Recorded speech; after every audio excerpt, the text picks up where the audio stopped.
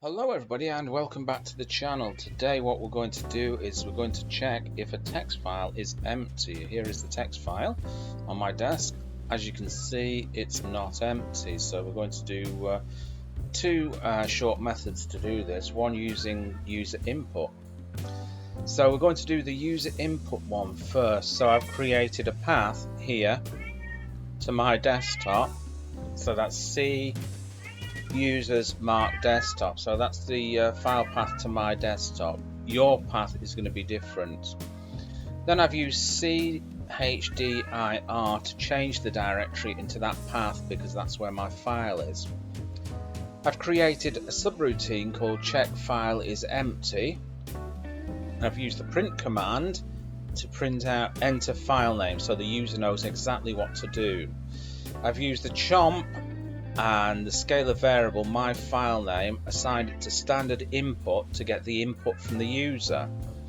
Now I've come over onto the conditional, used the conditional here, and I've used the flag S and the file name and assigned it to 0. So we're looking to see if that file name has 0 bytes in it. If that's the case, then we print the file name here and the message is empty. Or else, if that's not the case, we print the file name again with the message isn't empty. Below is a different version of it. This is a slightly simpler version. So we've created a scalar variable here called file path. So that's the file to my desktop with the name of the file there.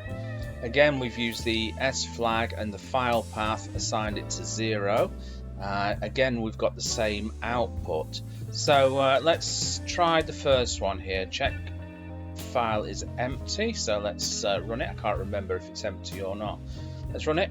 Okay, file is not empty. Let's have a look. So there you go. It's not empty. So what I'm going to do is I'm going to delete that. Save it. So now we've got an empty file.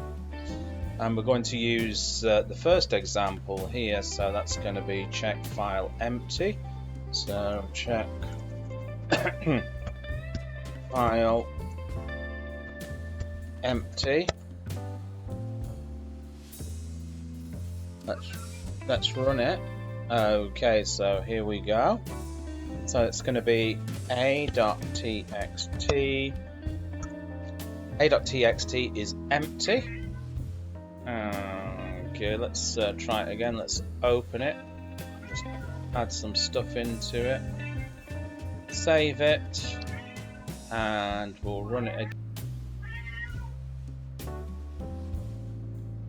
It's going to be a.txt.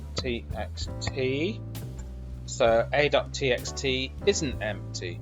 So there you go. Bob's your uncle and Fanny is your auntie. I hope you enjoyed that. And remember, if you're not already subscribed, make sure you hit that subscribe button and I'll catch you in another video. Bye-bye.